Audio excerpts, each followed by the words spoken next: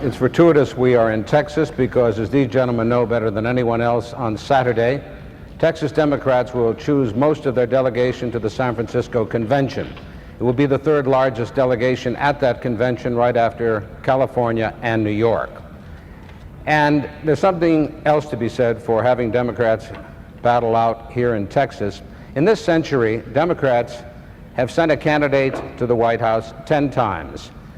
At no time in those 10 victories have they ever failed to carry Texas. We don't know what happened if they did. I'd like to open the question tonight with Senator Hart. And Senator Hart, I'd like to tell you, Mr. Jackson, Mr. Mondale, that if you could keep your answers to a minute and a half, it would be fine, because if they go beyond that, there's a red light that's going to go on, and I'll have to be very uncivilized. So I'd like to begin my question with you. You support Mr. Jackson's demand that the Democratic Convention recommend the end of second primaries in southern states, even though this could mean Southern Democrats might vote Republican. As a potential nominee, how can you support this proposal and hope to beat President Reagan in November? Mr. Van Oker, the Democratic Party has lasted for 200 years and has been the majority party of this nation most of this century because it's been the party that's been open and invited people in. I fear that we're losing that position in the political arena because we have adopted exclusionary tactics, not only at the state but at the national level. For example, here in this state, the caucuses are on Saturday night. In a state of 13 to 15 million people, perhaps as few as 100,000 will come out. There's something wrong also, I think, even in primary states where we attract only 15% of the qualified voters. This party must send a signal to the voters of this nation, the citizens of this nation, that it is the open party. If there are dual primaries in any state, not just in the South, but anywhere in the country, New York or anywhere else, that are part of a pattern of discrimination, then I can't see how this party, the party of civil rights and openness, can endorse or support that kind of process. I think it does require a state-by-state analysis, and I think the leader of our party, presidential candidate, and officers of our party have to look at those states, each one individually. Thank you very much. Mr. Jackson, did you give Democratic Party Chairman Charles Manat a promise that you will support the Democratic nominee after the convention and actively campaign for him in the fall election? It was a ridiculous assertion made by the chairman because I never suggested I would walk out of the convention. I've spent all of my years trying to get the right to vote and fighting for the right to get into the convention. Our mission is to expand the party and to heal the party. Expanding the party creates quite a bit of tension because the old wineskins must make room for the new wine. My candidacy has brought in more new voters, more young voters, and more loyal voters, and the expansion must take place. I challenge the rules because the rules have had the impact of disenfranchising new voters. At this point, for example, I've earned 18% of the popular vote. I only have 7% of the delegates. Mr. Mondale has earned 39% of the popular vote. He has 50% of the delegates. He has 11% more delegates than his popular vote warrants.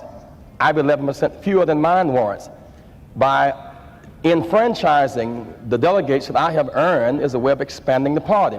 If we expand and make room for new Democrats, that will be the formula for victory in 1984. Thank you very much. Mr. Mondale, you've expressed reservations about abolishing runoff primaries. What do you intend to do when and if this becomes a divisive issue at the convention in San Francisco?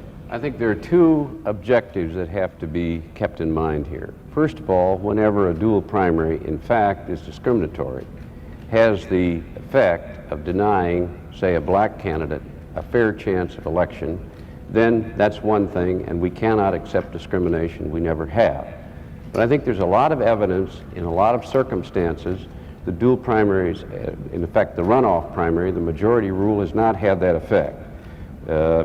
Bill Winter of Mississippi only won because of the dual primary, Dale Bumpers of Arkansas, and so on. And it is for the, in those cases, what it means is that the person who is finally nominated on the Democratic ticket enjoys the broad cross-section of support of the Democrats of his state. And I think we have to draw that distinction. Fortunately, I believe because of this debate, we're starting to develop other alternatives that may be acceptable to everyone. Recently in South Carolina, Governor Riley and several of the black leaders suggested the possibility, say, of a 40% cutoff sort of a compromise.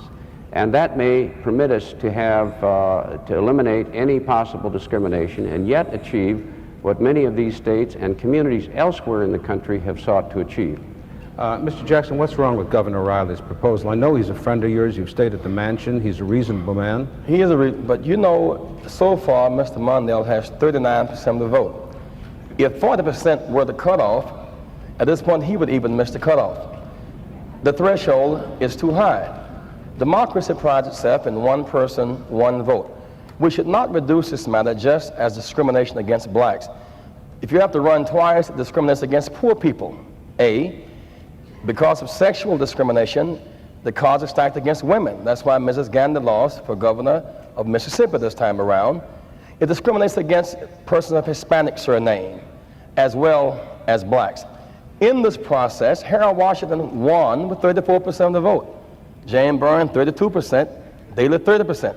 If that can apply for 41 states, why not the 9 southern states? One thing should be clear to us.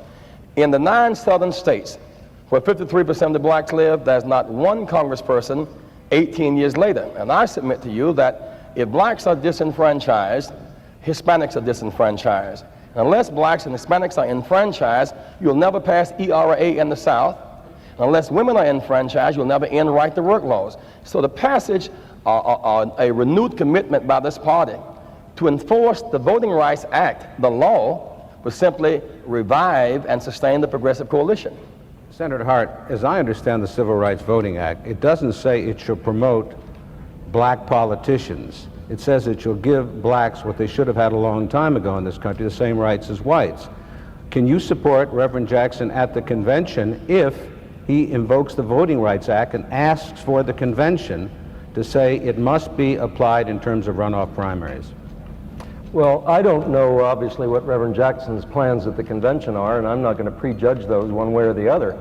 I think this party must stand for certain principles. Those principles must be an open process. Now, I think a lot of rules of this party must change, not just dual primaries in some states, but also the selection process for delegates for President of the United States. Reverend Jackson's raised that as well. I do think we have to go state by state. I think we have to look at each case.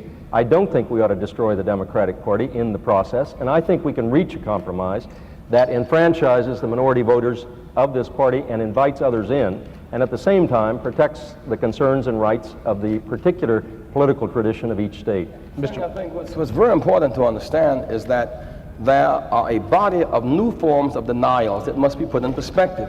Prior to 65, grandfather clauses and literacy tests were the impediments to voting. But since that time, the new impediments happen to be gerrymandering, annexation, at-large, the purging of rolls, inaccessible registrars, and dual primaries. They are a body of impediments that discourage participation. Texas, for example, you have to vote twice to vote once on Saturday. The cards are stacked against old people, disabled people, poor people. The reason why we are have the lowest voting percentage of any industrialized democracy because of these impediments. And I submit that the Democratic Party must stand forthright without equivocation on enforcing the Voting Rights Act. And Section 2 specifically fights forms of discrimination, and dual primaries is a form. Mr. Mondale, you may have some say about what goes into the platform and what goes into rules of the May I just make one point? Let's try this new theory out just once, at least, at the Democratic National Convention. Whoever gets the most votes on the first ballot, even if it's not a majority, let's nominate him. Well, that would be all right, because if I have my share of delegates, you will not get it on the first go round. That's a deal. I'm going to ask the audience to try to refrain from even well-merited applause and laughter. If you do it again, I'll be forced to say, there you go again, and I don't want to do that. But Mr. Mondale, to conclude this section, you're going to have something said about this. It is not a matter for the National Convention to pass. You can recommend, the states have to rule on. What would you recommend that the convention do on this issue that has been raised? I would recommend exactly what my position has been, and that is that we not take a solid position against all runoff primaries, because in many, many cases they're not discriminatory at all. But in those instances where it is proved that they are discriminatory, we cannot accept discrimination. Thank you very much. Gentlemen, I'd like to move to another question. This question would be to you, Mr. Jackson, and I'll ask the same question of Senator Hart, but first it'll go to Mr. Mondale. An issue of major importance here in Texas, indeed in the whole Southwest, and I think in time in the whole country, is the problem of illegal immigrants. The Simpson-Mazzola bill now pending in the Congress calls for sanctions against employers hiring illegal aliens, a national identification system, and amnesty for many illegals already living here. You oppose this, I believe. But what's your specific position on an immigration policy for the United States? First of all, we ought to have the same policy toward Hispanics coming north from Mexico that we have for Canadians coming south from Canada. We should play the game by one set of rules. The idea of Americans walking around with passbooks in their pockets as if this were South Africa is abhorrent and distasteful. We ought to grant general amnesty to those who are here, and we will not solve this problem on this side of the border unless we're willing to tackle the crippling poverty on the other side of the border that serves as an inducement for people to come here. People fleeing to work and fleeing to eat and fleeing for health care and education must be welcomed in our country. There is a piece of legislation now that suggests that those who've been here, cut-off point in 1982, we ought to accept that. I support that bill. And for those who do come across, there ought to be humane treatment at that border. We could not solve this problem unless we deal with the fact that we need, as a nation, to have the kind of economic development program in Mexico and in Central America that will make people be able to have a sense of self-determination at home. Mr. Mondale. I believe that there's one fundamental flaw in the Simpson-Mazzola bill that requires that it not pass, in addition to the one that Reverend Jackson mentioned, and I agree with him totally. We can't get into a country, as a nation, where you have to carry around a card proving you're an American. We've never done that. We never should. And that is the employer sanctions. Those sanctions will guarantee that employers will be very, very reluctant ever to hire an Hispanic or anyone else who doesn't look like he's an American, whatever that means. It also asks the employer to be a law enforcement officer. And I think that's a totally inappropriate role for an employer to take under these circumstances. The idea that somehow we'd have a big roundup in this country and pick people up and send them somewhere suggests that they're cattle, and they're not. They're human beings. And we need to do it responsibly, humanely. The final point is, there's something that we haven't really tried, and that's effective law enforcement at the border and the effective enforcement of our immigration laws throughout this nation. Our Border Patrol, our Immigration Service is overwhelmed now. I think this administration has cut funding for law enforcement. Let's try effective law enforcement. Let's do it in a humane way. Let's have the amnesty program, which I think is crucial. If we're going to be humane to people who have lived here for years, whatever the reasons, they've had their own lives, their own families, they deserve to be treated as human beings. Mr. Hart. Mr. Van Oker, I voted against the Simpson-Mazzola bill in the last Congress and strongly opposed it in this Congress, offered amendments on the floor, an amendment on the floor of the Senate to cure its principal defect, which, as my colleagues have said, is the employer sanction provision, which directly jeopardizes civil liberties of minority Americans. I worked very closely with Hispanic and other minority groups in drafting that provision, which, had it been adopted by the Senate and the Congress, would have made that general overall approach of the immigration laws, I think, acceptable to most people. The amnesty provisions, I think, are balanced and reasonable. The reformed quota system that the bill contains is generally reasonable. I agree with Reverend Jackson and Mr. Mondale that any kind of identification system gets very close and probably crosses the line of what is and is not acceptable in this country in terms of our civil liberties. Certainly, an employer sanction provision which invites discrimination at the outset is totally unacceptable. As President of the United States, it will be my commitment not to allow that legislation to pass in its present form. Mr. Mondale, here's a case where your staunchest supporter, the AFL-CIO, favors this legislation. You're against it. The country's got to do something about it, Any one of you, if you lead your party, your president, you've got to do something about it. And you've been all very good about condemning the bill, but very short on giving an answer to my question, what do you do about it? What is immigration policy? Well, first of all, I'm against this bill because I think it's wrong. The AFL-CIO takes the other position. I don't agree with them. I want to be president of the United States to do what's right for this country. We have to find solutions which do not upend America's fundamental concepts of fairness. This will be a horror for the Hispanics who live in this country, and they deserve better from us, and if I'm president, they're going to get it. I talked in my first answer about, I think, very strong alternatives that will make a difference. We've never tried effective law enforcement at the border. Right now, as I mentioned a few minutes ago, our Border Patrol has been shortchanged. There aren't enough of them. They're not getting the support they need. The Immigration Service, they need more people and staff there. The Immigration Service does not effectively enforce the law inland. When illegals, say, go to Chicago or something like that, the law does not follow them there. And it seems to me we ought to try strong, effective law enforcement. I believe it'll work.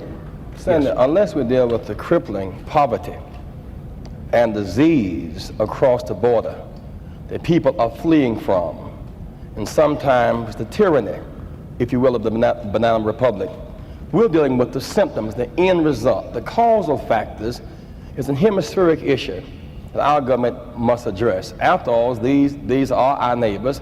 If we, for example, allow this deficit to stay as it is, the interest rates to stay as they are, the debt to accumulate there as it is, and people to live in stark poverty, they're going to do like all Americans have done. Come, give me your tithe, your poor, your huddled masses.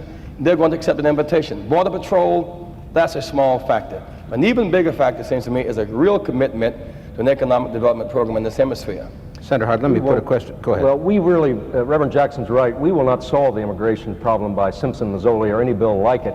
The problem is fundamental international economics and the failure or the difficulty the Mexican government's having in dealing with the poverty in its own nation. That is until we solve that, we won't solve the immigration problem. Let me put a question to you that you have a problem with. You have this problem in your state of Colorado.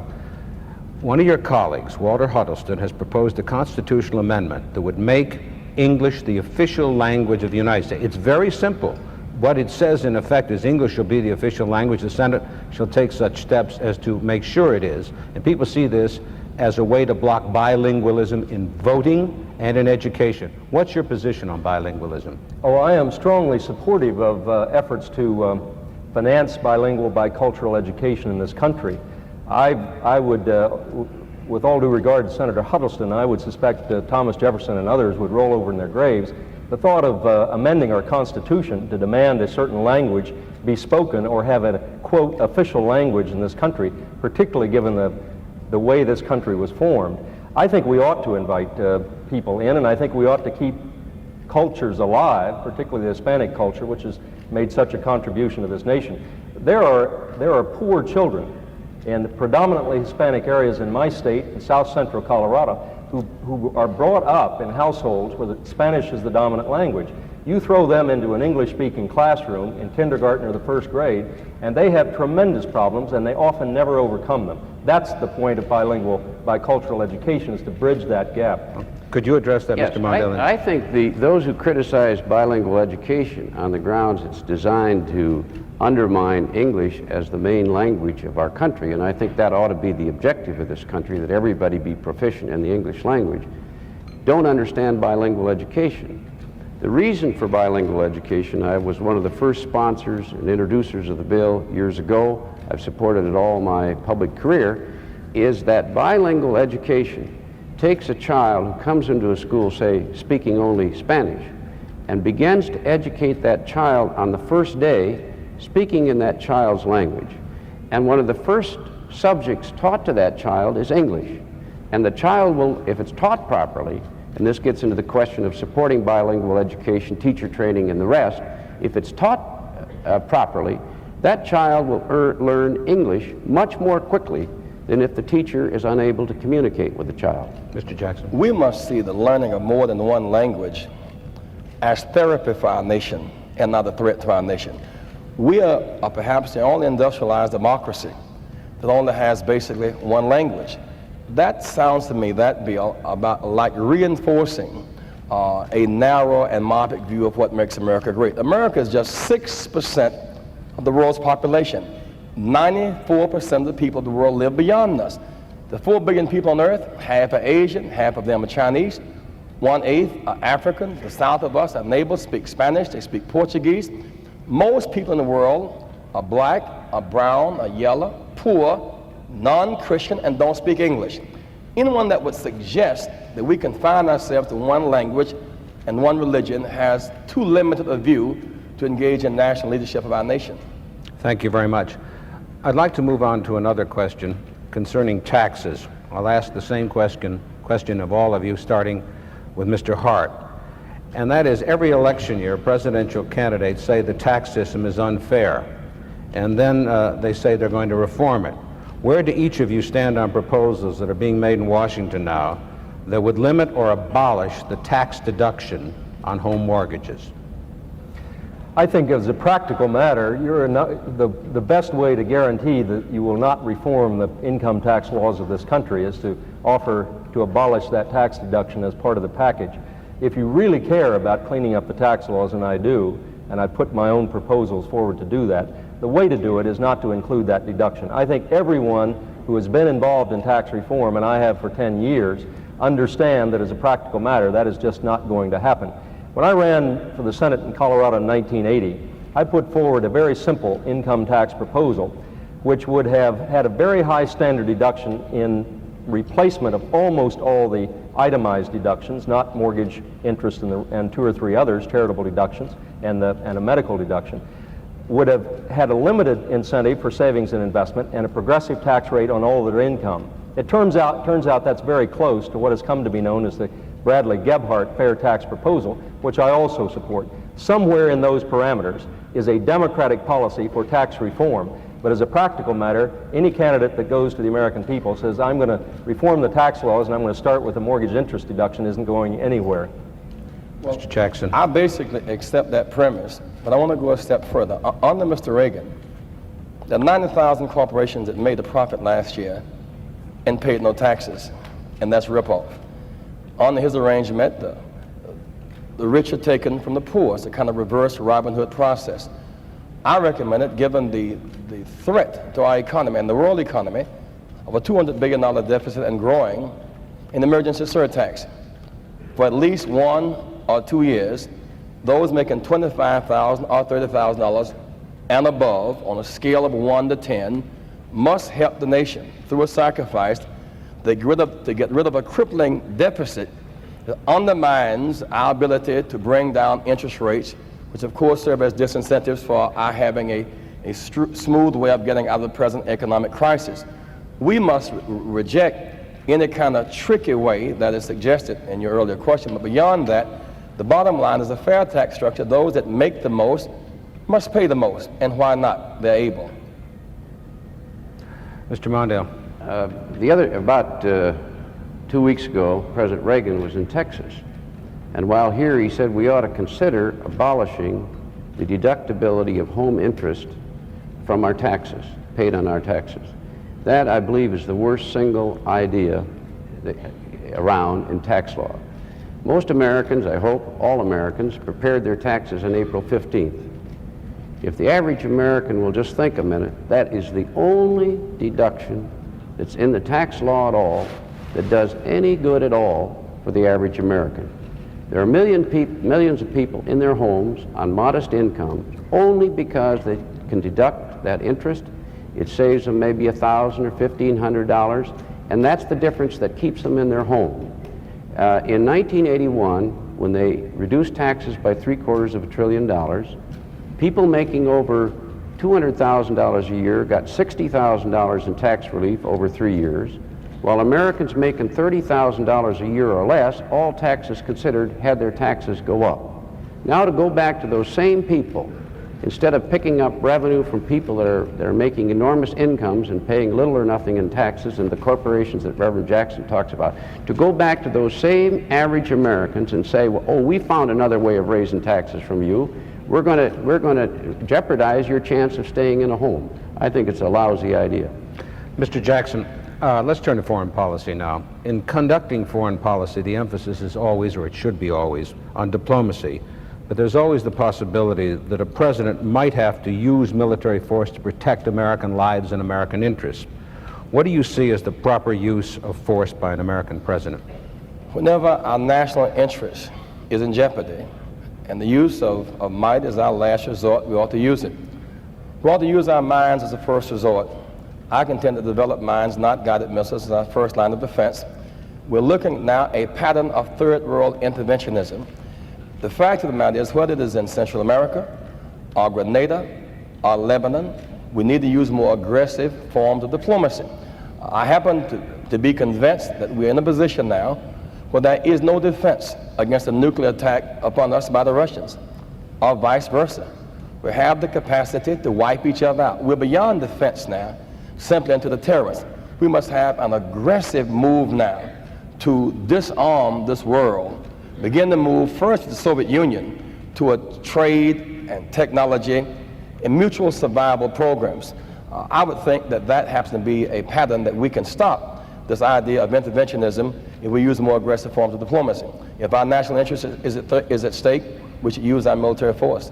Mr. Mondale, Senator Hart is charged, matter of fact, did a couple of days ago at Texas A&M, that the Carter-Mondale administration was derelict in its use of American power during the Iranian hostage situation. Do you think that's true, and what do you see as the proper use of American military power in this world? I do not think it was true in the case of our hostage problem in Iran. That was one of the most tragic problems for Americans in modern history. I lived through that period in the White House. It was terrible for us. It was terrible for all Americans. We did everything we could to bring down the number of Americans there, but we had to leave a force there to handle our diplomatic relations. We were assured by the then Iranian government that they would protect them. They went back on their word, and we were left with that horrible hostage question. We had to put the lives of our Americans first, and we did. Hindsight is great, but all of those hostages are home now, living with their families, and I think we did the best we could under the circumstances. Mr. Hart, in a previous debate, you said that you would not see using American forces to prevent Iran from closing the Straits of Hormuz, and that caused, because you said it was up to Western Europe, that's where they got their oil from, caused some concern in Western Europe. Am I quoting you correctly? You're shaking your head. No. Or is there a different way to use force? There are two separate issues, Mr. Van Oker. First, let me just correct the record. What I said at Texas A&M was, in the context of the need to reform our military institutions and modernize our conventional forces, that in order to avoid unnecessary loss of human lives and American lives, as we did in the sands of Iran, that we needed different kind of equipment. We needed training for missions of that sort. And that was the point that was being made there. It wasn't dereliction of duty or anything else. I supported the rescue mission, and it had to do with the rescue mission, the remarks that I made. In any case, there are two issues in the Persian Gulf. One is international access through the Strait of Hormuz, which is an international waterway. The United States and its allies, particularly its oil importing allies, ought to band together to have a contingency plan to keep the strait open, and I as president would cooperate in that plan. We don't need to go it alone. The British, French, and others have naval capabilities to cooperate. We don't need for Uncle Sam to get a black eye for being the bully of the world. Secondly is the issue of imposition of American land forces in the Persian Gulf on land to try to secure oil if in fact this nation has become energy independent, which is my policy. I think this country is in a dangerous situation now. The policy of this president is to invest American forces to try to secure oil if it gets cut off, and that is tragically unnecessary. The United States can support at sea and in the air any international force that seeks to go ashore. We don't need to lose American lives fighting for oil for West Germany. Mr. Jackson. All week long, there's been a lot of talk about the Iranian situation. I happen to think that the best thing was done under the circumstances at that stage of the struggle. The fact is, the big mistake was, A, there was only one American worker in the embassy that spoke Farsi. That was just utter contempt and arrogance, just the inability to communicate. Second, our own intelligence forces told us the Shah was on shaky ground, that his time was coming to an end. We misread that. Now, once the crisis struck, we could not fight back militarily. It's like a man who's dashing after he's made a mistake trying to get over a fence and his vital organs get trapped, and Ayatollah has a hatchet and breathing fire. That's not the time for a quicker helicopter. You got to think your way out of that situation and have the patience to wait until your change comes. You have no other capacity. That's not an everyday situation, but it is a situation where you must use your mind and not fast helicopters. Without passing verdict on your explanation of the genitalia theory of diplomacy, I'd like to go on to Mr. Mondale and suggest to you, gentlemen, that President Reagan is a very popular man because he has a very simple approach, not simplistic, simple approach. He did not know if American lives were being threatened in Grenada. He could not take the chance which he saw what happened to you and President Carter. He went in. That was popular. Now, is the Democratic Party being put in a position where it never seems to want to use force in legitimate situations? No, I have made it clear that in this less than perfect world, our nation must have a strong defense, and we must be prepared not as a first resort, which seems to be this president's inclination, but as a last resort to use force where strategic or other vital interests are at stake. One of the legitimate objectives of the use of American force is the protection of American lives.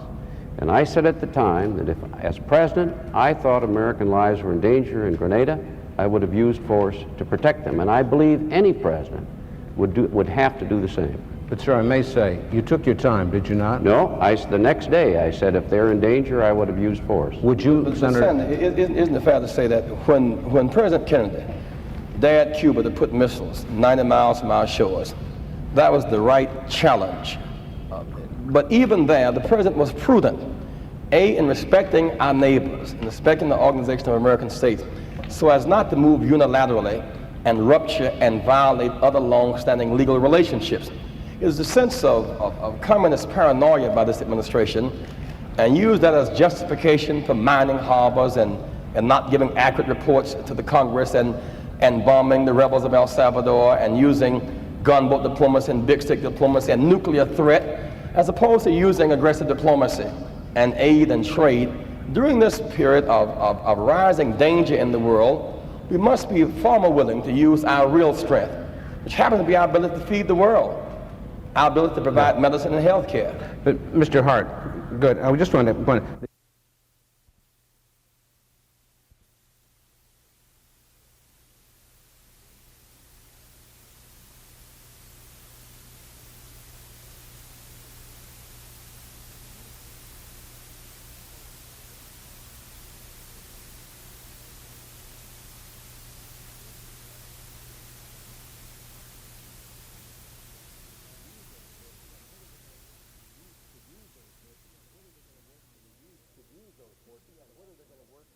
Should use those forces and whether they're going to work when you use them. It seems to me the lesson of Iran and other lessons is that you shouldn't undertake a mission if your forces aren't properly equipped. Now, Reverend Jackson can make as much fun out of fast helicopters as he wants to, but had we had them, we might have some Americans alive today. Now, President of the United States is also, under the Constitution, the Commander-in-Chief. What I have tried to do in this presidential debate is elevate the dialogue away from the conventional rhetoric about, well, I'm for a strong defense. Well, who is for a weak defense? I don't think you're going to find anybody who's for a weak defense. The question is how to allocate the usable dollars in the most effective ways. And then finally, if you have a strong defense, when to know when to use it. Clearly, if American lives are in jeopardy or being held hostage, whether in Grenada or Iran or anywhere else, we not only have the right, but probably the duty to try to rescue them. What we don't have is the right to lose American lives unnecessarily in the process. This line of questioning almost backs us up in the corner as if to suggest that we're not willing to defend the country. To be sure, the problem now is that we have $1.9 trillion military. You have been an advocate of smaller, more mobile military equipment, especially in the Navy. But isn't there a use? I'm not advocating using force, but I seem to find in the Democratic Party No. a reluctance to use it or even contemplate it. Not at all. I think the question, Mr. Van Oker, is if we learned a lesson from Vietnam. It seems to me the lesson from Vietnam is not whether we should be strong and dumb or weak and dumb, but how to be strong and smart. The question of how to be smart is when to know when you should use those forces and whether they're going to work when you use them. It seems to me the lesson of Iran and other lessons is that you shouldn't undertake a mission if your forces aren't properly equipped. Now, Reverend Jackson can make as much fun out of fast helicopters as he wants to, but had we had them, we might have some Americans alive today. Now, President of the United States is also, under the Constitution, the Commander-in-Chief.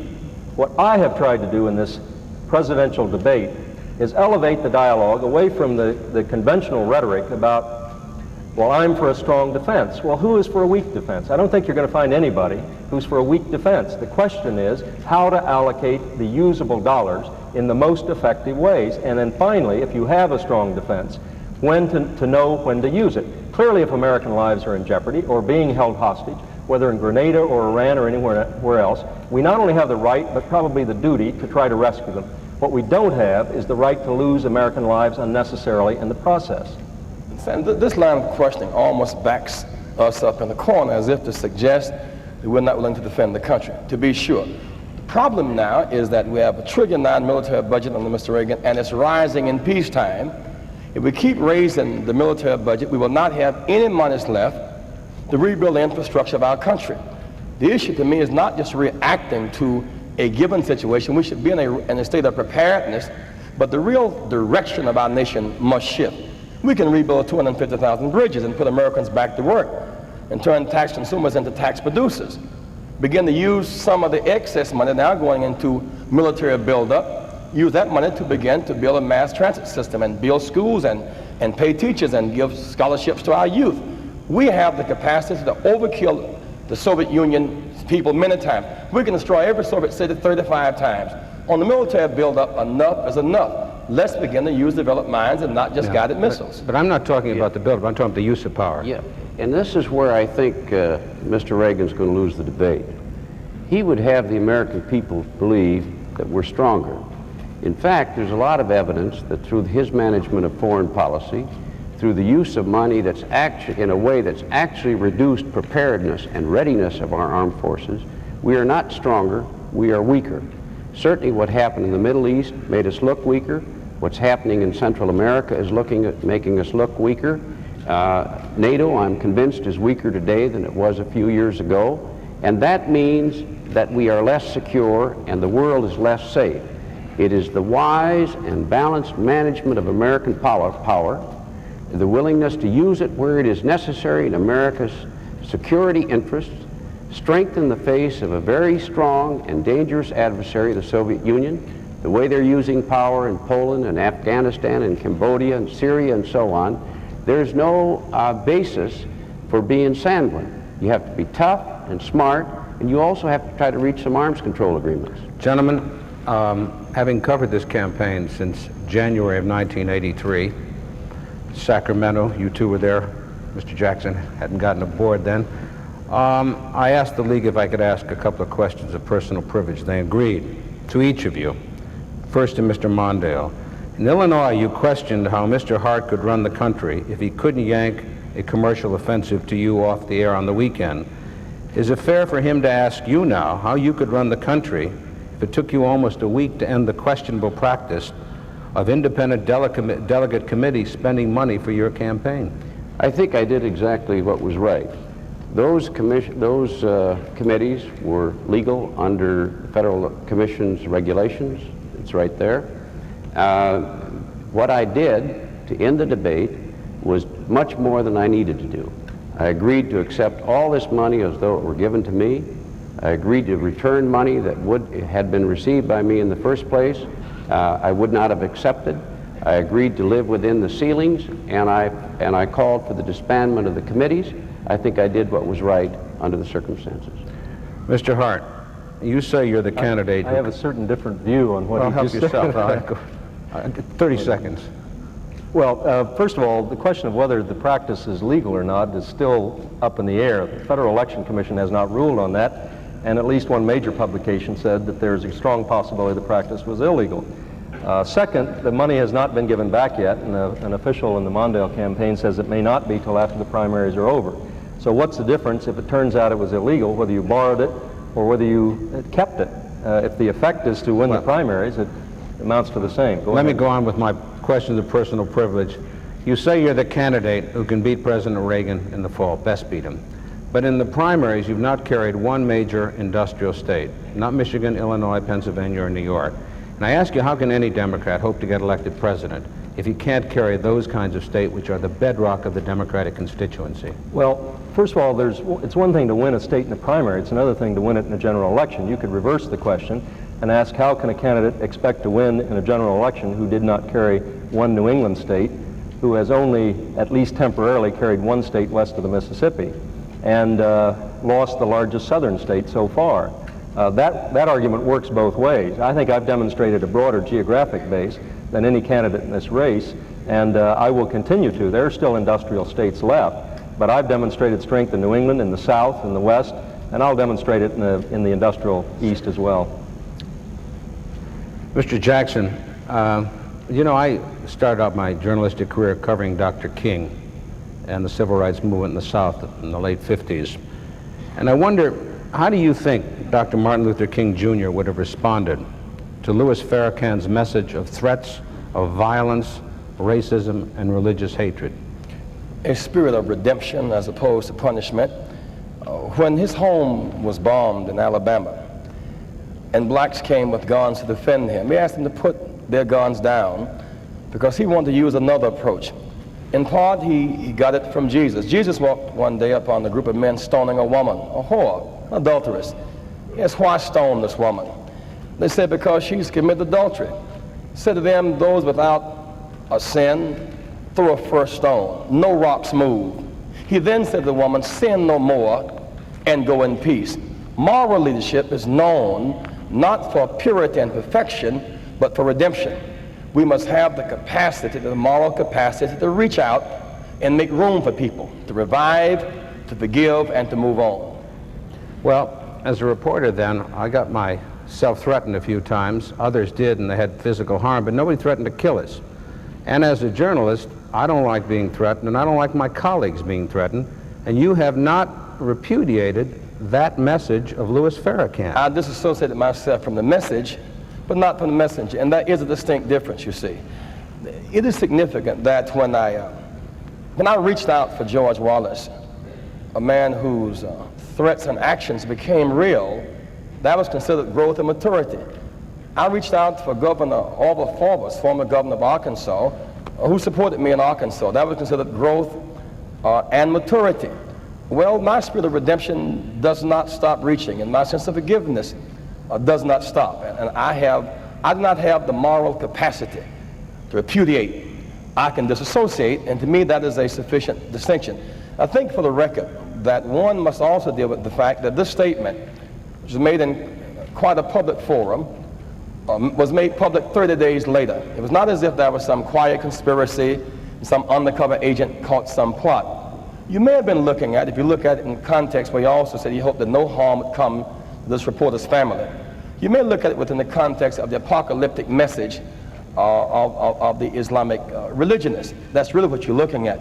In my judgment, there has been a lot of exaggerated reaction to that situation without sufficient context. Well, I must say, go ahead, Mr.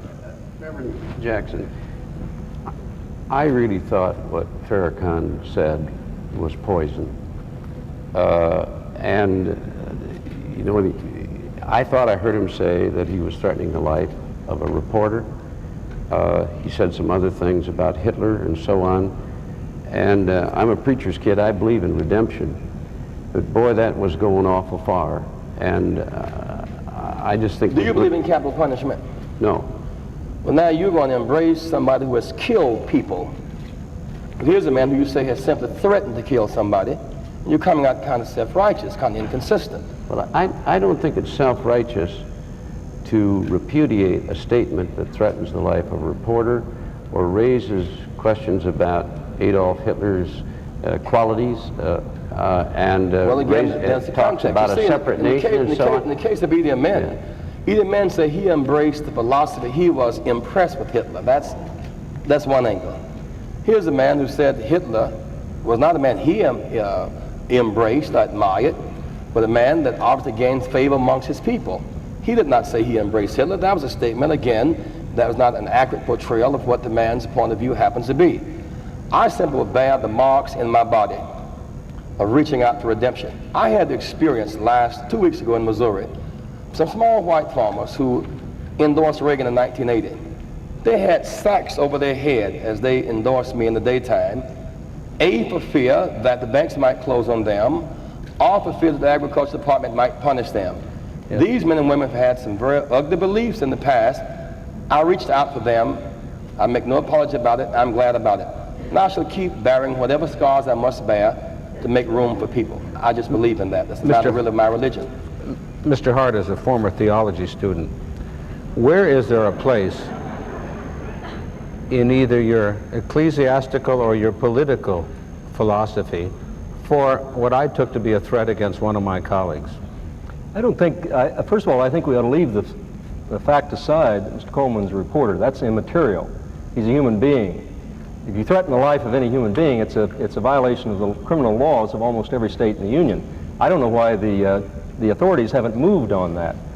My own view is, I don't know where the threat was made, but I suppose whatever jurisdiction it was has a law against threatening the life of another human being. And I must say, with all due respect, Jesse, I don't think it's for you or me or anyone else to forgive Mr. Farrakhan. I think it's up to Mr. Coleman to forgive Mr. Farrakhan because he was the one that was threatened. We don't have that within our power. Matter of fact, you don't even know whether or not it was a threat. You didn't hear the statement. You've not heard the tape. You didn't read the transcript. You don't know the context. You're reacting politically. Is there a dispute about it? It is a dispute about it, and you're reacting to a situation that you're not acquainted with the details on. Well, I was asked to give an answer, and I did. Well, but you asked a question. You asked the question without sufficient data to answer it. I would hope, if we want to further discuss it, we may. In the meantime, with a few precious minutes here, I am concerned that we're missing issues even more critical, certainly to me. Under Mr. Reagan, he started with a $30 billion budget deficit, Sandy. It's now $200 billion. It's threatening our economic growth. Under this man, there are 8 million more people in poverty, 3 million children, now to 34 million people. And I think that we owe it to ourselves in terms of what's priority for us to begin to face ways to give people a way out. I'll give you an issue. You've brought it up before in this campaign, the third world. It's my impression that the American people, when asked to do more about the third world, feel that, in a sense, the governments, former colonial, have been replaced by tyrannies of the right and left. And I just got a short question for you. Are the American people wrong in not caring much about what they do for the third world? First, Mr. Hart.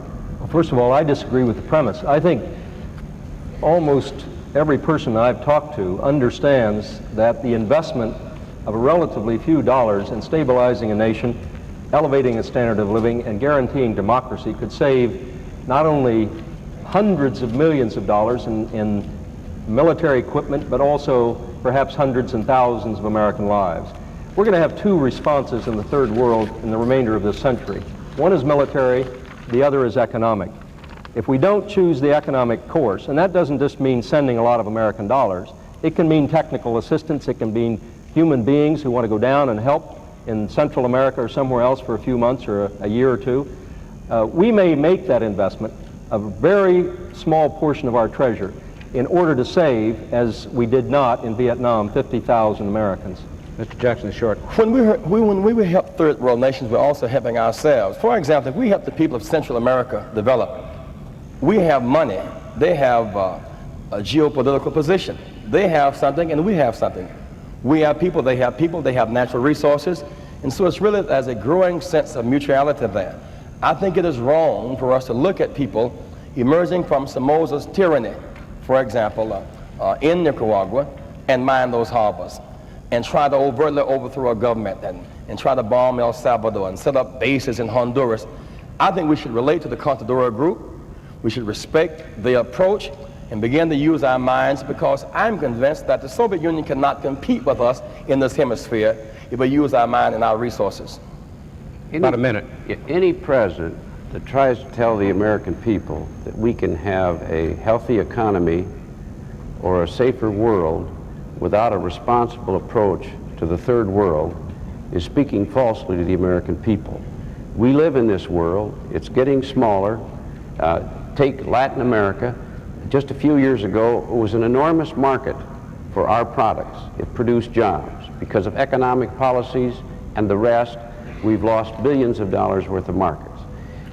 We can, with an intelligent policy, what reflects human rights and economic development, gain the trust and the respect of most of the peoples of the world. I think they much more respect us than they do the Soviet Union. But we've got to come to them respectfully, in a way that listens to them and their concerns, their just aspirations. And if we'll do that, we'll both save money, be stronger, and more respected in the world. Thank you very much. Gentlemen, the time I think you all look forward to the closing statements. First with Mr. Hart. It's been said that there is always a party of memory and a party of hope. For years, the Democratic Party has been the party of hope for this nation, because we have put forward proposals to address the challenges of our time. This nation faces, in the 1980s, a new generation of challenges, perhaps as great as any in 50 years or perhaps our nation's history. Challenges of world hunger, challenges of a nuclear arms race, challenges of international competition, challenges to our own structure of our own economy. I don't believe that most American people think that either party has offered solutions to those challenges. People are looking for a president and a leader who understands that we must, in order to preserve our basic historic values and ideals, reach out to the future and put forward fresh ideas and a fresh start for this nation. The Democratic Party, if it seeks at this time to continue its past arrangements, its old agendas, will threaten to become also a party of memory. I think the American people want the Democratic Party in 1984 once again to be the party of hope, and I believe, as leader of this party, I can offer that leadership to the nation. Mr. Jackson. I'll challenge in 1984, in the face of the repressive Reagan regime, the rising misery index gripping the poor, the danger index affecting everybody, having lost the lives of Americans in Central America, the Caribbean, and Lebanon, is to go in another direction. I'm concerned about a generation of youth that now feel hopeless. Cold houses at night, no out breakfast in the morning, they go to school, they drop out, on the drugs or on to war. We can cut our military budget by at least 20% without cutting our defense. Use that money to rebuild 250,000 bridges, put Americans back to work. Use that money to build a mass transit system that's energy efficient. Put Americans back to work. Use that money to build schools and provide scholarships for our youth and give them some hope for the future. Use that money to build houses for homeless people. This night, there's a generation that's coming before us that we have a responsibility for. We must tell them that there is a sunny side. When I look at a slum, a missing window, a missing brick, a missing door, the slummish side. Let that child in the union that he or she might become a carpenter, a brick mason, a glazer, that's the sunny side. If we change directions and not just change presidents, we'll fulfill the great hope and the great expectation of the American people. I appeal to you for your support. I've been involved in leadership for all of my adult life. I have the capacity to bind our wounds and take us to a higher plane. Mr. Mondale.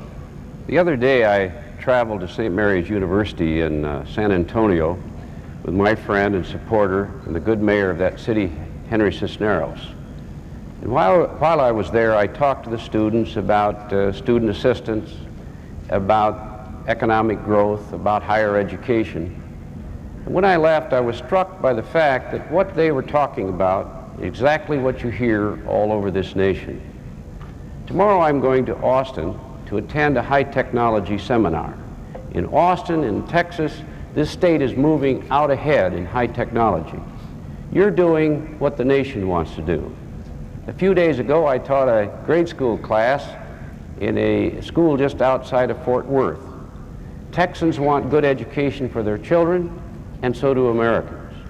I talked to farmers in Lubbock who are being pounded in what is maybe the worst year for farmers in our history. They want better, stronger farm programs that give them a chance to survive, and so do Americans. Whether it's energy, the environment, or Central America, whether it's in Lufkin or Houston or El Paso, the problems, the aspirations, the hopes that you hear from Texans is exactly the same you hear from Americans all over this country. And that's why the May 5th caucuses are so important. That's the day that this great state, the third largest in the Union, has its say on the only question that counts: who would be the best president of the United States? I know Texas, and you know me. I've traveled this state not just over the last few weeks, but over the last several years. I've been in your homes and on your farms and your churches and synagogues and your businesses. I've worked with your leaders. I know this state. And I believe I know you, and I know what you want. You want a strong president who leads to a safer world. You want a more competitive economy so the future's here. You want a president who will stand tall for the average American. I believe I could be that president, and I ask for your help. Gentlemen, thank you very much. Mr. Hart, Mr. Jackson, Mr. Mondale, I thank you for coming.